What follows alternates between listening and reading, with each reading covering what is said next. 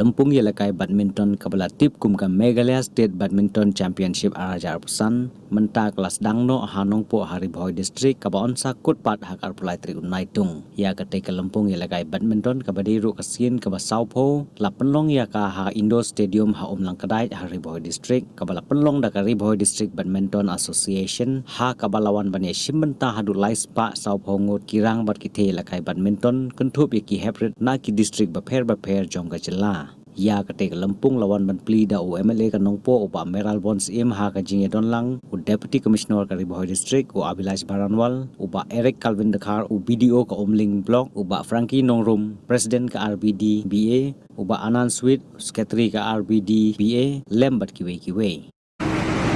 habana kong sobat ay play tadi ka ski potrik ay bas ba deka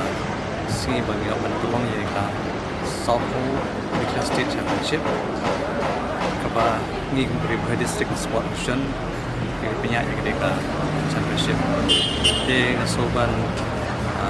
I play for MLA beberapa step di ye deka championship Meral Bon DC dari Sir Eric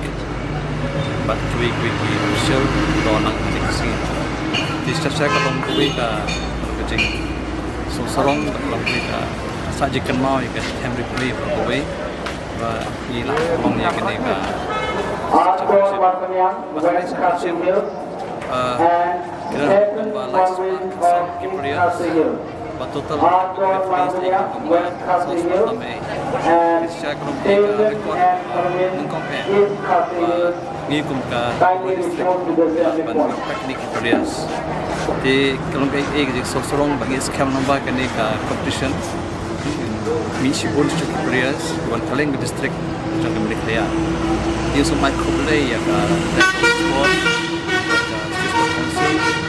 tam tu ye Dr. Ricky MP jogi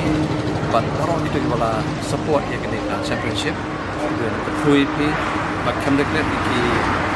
official jangka MSPA referees but kamtan official jangka Bhoi District Sport Association kita continue